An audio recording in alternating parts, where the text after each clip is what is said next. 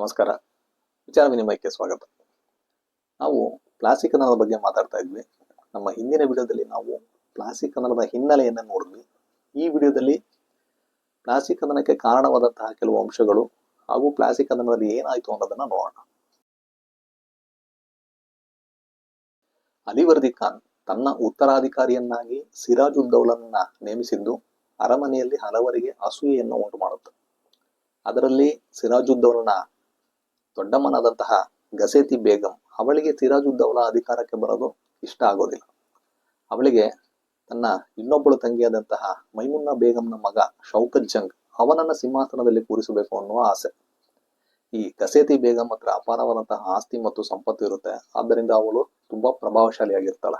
ಆ ಸಂಚಿನಲ್ಲಿ ಅವಳಿಗೆ ದಿವಾನ ರಾಜ್ ವಲ್ಲಭ್ ಹಾಗೂ ವ್ಯಾಪಾರಿ ಜಗತ್ ಸೇತ್, ಸಿರಾಜುದ್ದೌಲನ ಸೋದರ ಮಾವನಾದಂತಹ ಮೀರ್ ಜಾಫರ್ ಹಾಗೂ ಶೌಕತ್ ಜಂಗ್ ಇವರೆಲ್ಲ ಬೆಂಬಲ ನೀಡ್ತಾರ.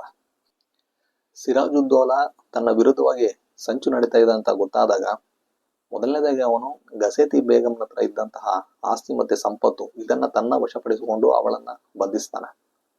ಎರಡನೇದಾಗಿ ಅವನು ಸರ್ಕಾರದ ಉನ್ನತ ಹುದ್ದೆಗಳಲ್ಲಿ ತನಗೆ ಬೇಕಾದವರನ್ನ ನೇಮಿಸ್ಕೊಳ್ತಾನೆ. ಅದರಲ್ಲಿ ಮೀರ್ ಮದನ್ ಅವನನ್ನ ಇವನು ಬಕ್ಷಿಯಾಗಿ ನೇಮಿಸ್ತಾನೆ. ಅದೇ ರೀತಿ ಮೋಹನ್ ಲಾಲ್ ಎನ್ನುವರನ್ನ ಪೇಶ್ಕರ್ ಆಗಿ ಅವನು ನೇಮಿಸ್ಕೊಳ್ತಾನೆ. ನಂತರ ಅವನು ಪೂರ್ಣಿಯಾದಲ್ಲಿ ನಡೆದಂತಹ ಯುದ್ಧದಲ್ಲಿ ಶೌಕತ್ ಜಂಗ್ನನ್ನ ಸೋಲಿಸಿ ಕೊಲ್ತಾನೆ. ಅಲಿವರ್ದಿ ಖಾನ್ನ ಕಾಲದಲ್ಲಿ ಬ್ರಿಟಿಷರಿಗೆ ವ್ಯಾಪಾರ ಮಾಡೋದಕ್ಕೆ ಅನುಮತಿ ಹಾಗೂ ಕೆಲವು ರಿಯಾಯಿತಿಗಳನ್ನೆಲ್ಲ ನೀಡಲಾಗಿರುತ್ತೆ. ಆದರೆ ಕೋಟೆಯನ್ನು ಕಟ್ಟೋದಕ್ಕೆ ಅನುಮತಿ ನೀಡಿರೋದಿಲ್ಲ.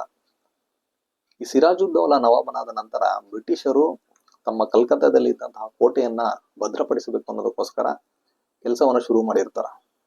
ವಿಷಯ ಸಿರಾಜುದ್ದೌಲನಿಗೆ ಗೊತ್ತಾದಾಗ ಅವನು ಬ್ರಿಟಿಷರಿಗೆ ನಿಮಗೆ ವ್ಯಾಪಾರ ಮಾಡೋದಕ್ಕೆ ಮಾತ್ರ ಅನುಮತಿ ಇದೆ, ಕೋಟೆ ಕಟ್ಟೋದಕ್ಕೆ ನಾವು ಅನುಮತಿ ನೀಡಿಲ್ಲ, ನಮ್ಮ ಅನುಮತಿ ಇಲ್ಲದೆ ನೀವು ಕೋಟೆ ಕಟ್ಟುವ ಕೆಲಸವನ್ನು ಮಾಡ್ತಾ ಇದ್ದೀರಾ, ಅದನ್ನ ಕೂಡಲೇ ನಿಲ್ಲಿಸಬೇಕು, ಅದೇ ರೀತಿ ಇಲ್ಲಿವರೆಗೂ ಕಟ್ಟಿರುವಂತಹ ಕೋಟೆಯನ್ನು ನಾಶ ಮಾಡಬೇಕು ಅಂತ ಆಜ್ಞೆ ಮಾಡ್ತಾನೆ. ಆದರೆ ಬ್ರಿಟಿಷರು ಅದನ್ನ ಉದಾಸೀನಗೊಳಿಸ್ತಾರ. ಆದ್ದರಿಂದ ಬ್ರಿಟಿಷರ ಮೇಲೆ ಅವನಿಗೆ ದ್ವೇಷ ಶುರುವಾಗುತ್ತೆ. ಅದೇ ರೀತಿ ಈ ಸಿರಾಜುದ್ದೌಲ ಹಾಗೂ ಶೌಕತ್ ಜಂಗ್ ಇವರ ನಡುವೆ ಇದ್ದಂತಹ ಒಂದು ಪೈಪೋಟಿ ಏನಿದೆ ಅದನ್ನು ಗಮನಿಸಿದಂತಹ ಬ್ರಿಟಿಷರು ಸಿರಾಜುದ್ದೌಲನಿಂದ ನಮಗೆ ಸಹಾಯ ಆಗೋದಿಲ್ಲ ಅನ್ನೋ ಕಾರಣಕ್ಕೋಸ್ಕರ ಶೌಕತ್ ಜಂಗ್ನೊಂದಿಗೆ ಅವರು ಸೇರ್ಕೊಬೇಕು ಅಂತ ಶೌಕತ್ ಜಂಗ್ಗೆ ಅವರು ಬೆಂಬಲವನ್ನ ನೀಡ್ತಾರೆ. ಇದು ಸಹ ಸಿರಾಜುದ್ದೌಲನಿಗೆ ಕೋಪವನ್ನ ಉಂಟು ಮಾಡುತ್ತೆ. ಇನ್ನೊಂದು ವಿಷಯ ಏನು ಅಂದ್ರೆ, ಈ ದಿವಾನ್ನಾಗಿದ್ದಂತಹ ರಾಜ್ ವಲ್ಲಭ್ನ ಮಗ ಕಿಶನ್ ದಾಸ್ ಅಂತ ಅವನು ಅರಮನೆಯಲ್ಲಿ ಒಂದು ವಂಚನೆ ಮಾಡಿ ಸಿಕ್ಕಾಕೊಂಡಿರ್ತಾನ. ಆ ವಂಚನೆ ಪ್ರಕರಣಕ್ಕೆ ಸಂಬಂಧಪಟ್ಟಂತೆ ಅವನನ್ನ ಸೆರೆ ಹಿಡಿದು ಶಿಕ್ಷೆ ನೀಡಬೇಕು ಅಂತ ಹೇಳಲಾಗಿರುತ್ತೆ. ಇಂತಹ ಸಂದರ್ಭದಲ್ಲಿ ಅವನು ಬ್ರಿಟಿಷರ ನೆರವನ್ನ ಕೇಳ್ತಾರೆ. ಬ್ರಿಟಿಷರು ಕಿಶನ್ ದಾಸ್ಗೆ ರಕ್ಷಣೆಯನ್ನ ನೀಡ್ತಾರೆ. ಈ ವಿಷಯ ಮತ್ತೆ ಸಿರಾಜುದ್ದೌಲನಿಗೆ ಬ್ರಿಟಿಷರ ಮೇಲೆ ಕೋಪವನ್ನು ಉಂಟು ಮಾಡುತ್ತೆ. ತನ್ನ ಮಾತಿಗೆ ವಿರುದ್ಧವಾಗಿ ಕೋಟೆಯನ್ನು ಕಟ್ಟುತ್ತಿರುವಂತಹ ಬ್ರಿಟಿಷರಿಗೆ ಪಾಠವನ್ನು ಕಲಿಸಬೇಕು ಅಂತ 1756 ಜೂನ್ನಲ್ಲಿ ಸಿರಾಜುದ್ದೌಲ ಒಂದು ಸೈನ್ಯವನ್ನ ಕರ್ಕೊಂಡು ಕಾಸಿಂ ಬಜಾರ್ಗೆ ಹೋಗ್ತಾನೆ. ಅಲ್ಲಿ ಇದ್ದಂತಹ ಬ್ರಿಟಿಷರ ಕೋಟೆ ಮತ್ತು ಉಗ್ರಾಣಗಳ ಮೇಲೆ ದಾಳಿ ಮಾಡಿ ಅದನ್ನ ತನ್ನ ವಶಪಡಿಸ್ಕೊಳ್ತಾನೆ. ಅಲ್ಲಿಂದ ಸುಮಾರು 50,000 ಸೈನಿಕರೊಂದಿಗೆ ಅವನು ಕಲ್ಕತ್ತಾ ನಗರಕ್ಕೆ ಹೋಗ್ತಾನೆ. ಅಲ್ಲಿ ಬ್ರಿಟಿಷರ ಹತ್ರ ಹೆಚ್ಚಿನ ಸೈನ್ಯ ಇರೋದಿಲ್ಲ, ಒಂದು 180 ಜನ ಮಾತ್ರ ಇರ್ತಾರ. ಆದ್ದರಿಂದ ಅವರು ಫ್ರೆಂಚರ ಮತ್ತೆ ಡಚ್ಚರ ನೆರವನ್ನ ಕೇಳ್ತಾರ. ಆದ್ರೆ ಅಲ್ಲಿಂದ ಅವರಿಗೆ ಯಾವುದೇ ಸಹಾಯ ಸಿಗೋದಿಲ್ಲ. ಆಗ ಬ್ರಿಟಿಷರ ಕಲ್ಕತ್ತಾದ ಗವರ್ನರ್ ಆಗಿದ್ದಂತಹ ಡ್ರೇಕ್ ಮತ್ತೆ ಮಿಚಿನ್ ಎನ್ನುವವರು ಬೇರೆಯವರೊಂದಿಗೆ ಸೇರ್ಕೊಂಡು ಒಂದು ದೋಣಿಯಲ್ಲಿ ತಪ್ಪಿಸ್ಕೊಂಡು ಹೊರಟೋಗ್ತಾರ. ಉಳಿದವರು ಒಂದು 180 ಜನ ಇರ್ತಾರವರು ಈ ನಿವೃತ್ತ ವೈದ್ಯ, ಅವನ ಹೆಸರು ಹಾಲ್ವೆಲ್ ಅಂತ, ಅವನ ನೇತೃತ್ವದಲ್ಲಿ ಹೋರಾಡ್ತಾರ. ಕೊನೆಗೆ ಅವರು ಸೋತು ಶರಣಾಗ್ತಾರ. ಸಿರಾಜುದ್ದೌಲ ಈ ಕೈದಿಗಳನ್ನ ಬಂಧಿಸಿ ಅಂತ ಹೇಳಿ ತನ್ನ ಅಧಿಕಾರಿಗಳಿಗೆ ಹೇಳ್ತಾನೆ. ಈ ಅಧಿಕಾರಿಗಳು ಏನ್ ಮಾಡ್ತಾರಂದ್ರೆ, ಆ ಉಳಿದಂತಹ 146 ಜನ ಅವರನ್ನ ಆ ವಿಲಿಯಂ ಕೋಟೆಯಲ್ಲಿ ಇದ್ದಂತಹ ಒಂದು ಸಣ್ಣ ಕೋಣೆ 18-14 ಅಳತೆಯ ಒಂದು ಕೋಣೆಯಲ್ಲಿ ಕೂಡ ಹಾಕ್ತಾರೆ. ಅದು ಒಂದು ಬೇಸಿಗೆಯ ದಿನ, ಸರಿಯಾದ ಗಾಳಿ ಎಲ್ಲ ಇರೋದಿಲ್ಲ. ಬೆಳಗ್ಗೆ ನೋಡಿದಾಗ ಆ 146 ಜನರಲ್ಲಿ ಬರೀ 23 ಜನ ಮಾತ್ರ ಉಳಿದಿದ್ರು ಅಂತ ಹಾಲ್ವೆಲ್ ಹೇಳ್ತಾನ. ಈ ಒಂದು ಘಟನೆ ಏನಿದೆ ಇದನ್ನ ಕಪ್ಪು ಕೋಣೆ ದುರಂತ ಅಂತ ಹೇಳ್ತಾರೆ.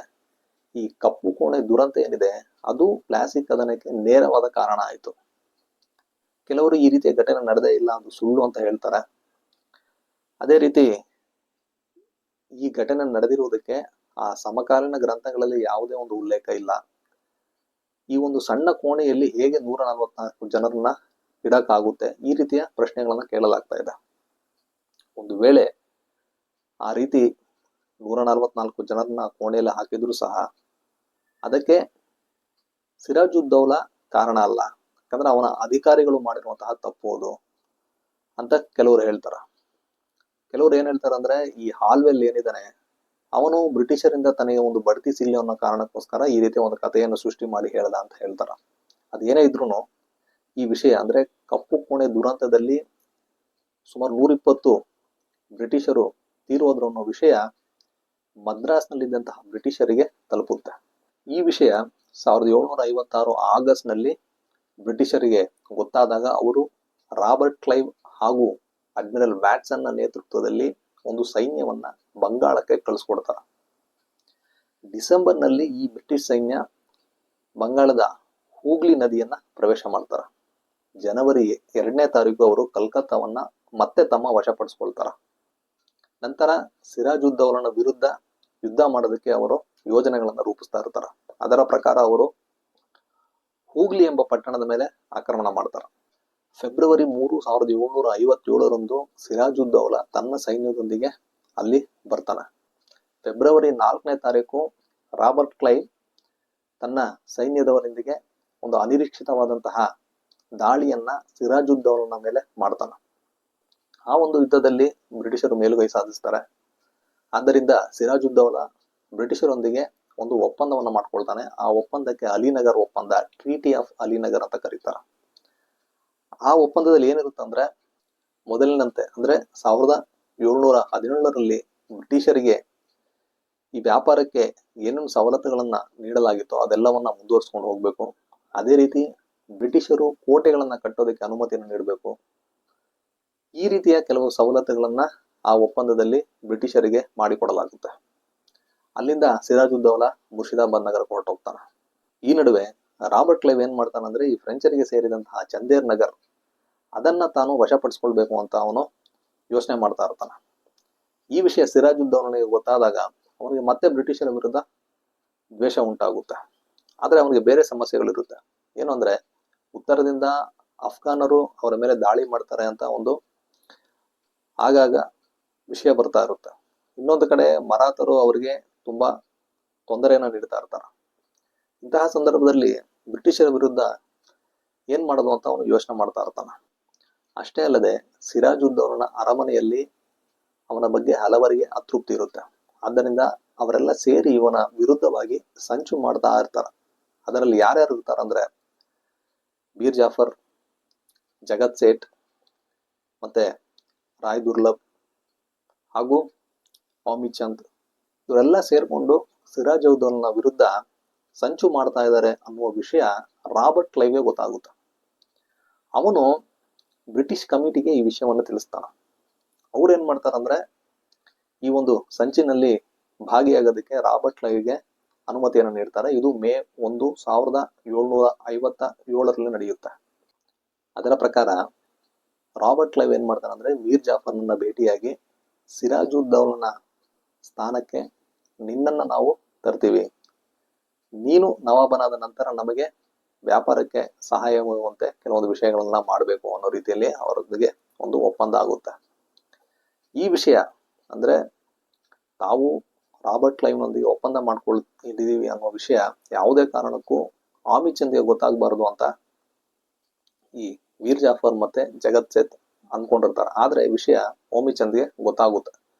ಅವನು 30 ಲಕ್ಷ ರೂಪಾಯಿ ನಮಗೆ ನೀಡಬೇಕು ಅಂತ ಕೇಳ್ತಾನೆ. ಈ ವಿಷಯ ರಾಬರ್ಟ್ ಕ್ಲೈವ್ಗೆ ಗೊತ್ತಾದಾಗ ಅವನು ಬ್ರಿಟಿಷ್ ಕಮಿಟಿಗೆ ವಿಷಯವನ್ನು ತಿಳಿಸ್ತಾನ.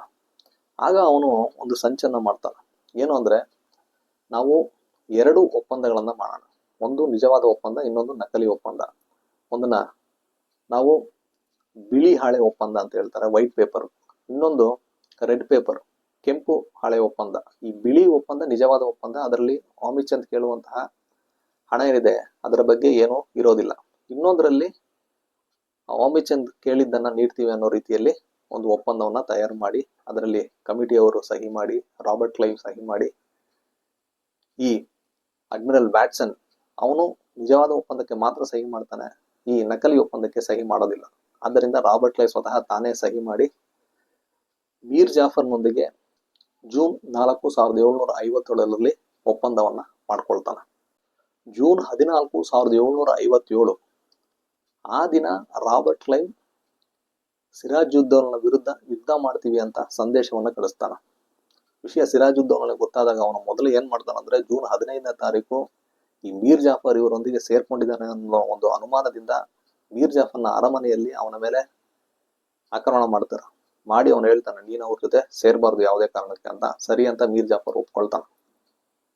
ಜೂನ್ 23, 1757 ಯುದ್ಧ ಶುರುವಾಗುತ್ತೆ, ಪ್ಲಾಸಿ ಕದನ.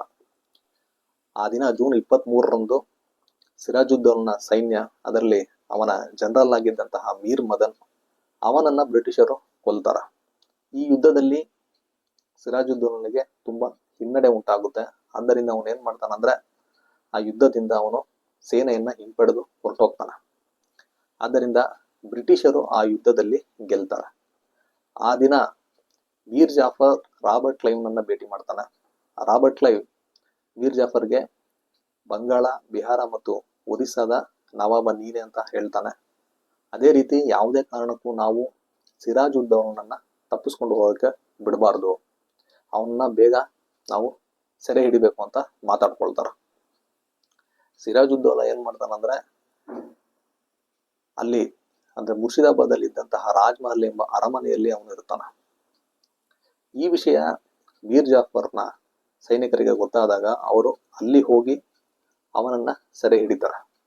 ಮೀರ್ ಜಾಫರ್ನ ಮಗನಾದಂತಹ ಮೀರ್ ಮಿರನ್ ಅವನ ಒಂದು ಆಜ್ಞೆಯ ಮೇರೆಗೆ ಸಿರಾಜುದ್ದೌಲನನ್ನ ಕೊಲೆ ಮಾಡಲಾಗುತ್ತೆ. ಹೀಗೆ ಬ್ರಿಟಿಷರ ವಿರುದ್ಧ ಹೋರಾಡಿದಂತಹ ಸಿರಾಜುದ್ದೌಲ ತನ್ನವರಿಂದ ಉಂಟಾದಂತಹ ಸಂಚಿನಿಂದ ಸೋತು ಕೊಲ್ಲಲ್ಪಡ್ತಾನೆ. ಈ ಪ್ಲಾಸಿ ಕದನದ ಪರಿಣಾಮಗಳು ಏನು ಅನ್ನೋದನ್ನ ನಾವು ನಮ್ಮ ಮುಂದಿನ ವಿಡಿಯೋದಲ್ಲಿ ನೋಡೋಣ. ಅಲ್ಲಿವರೆಗೂ ನಮಸ್ಕಾರ.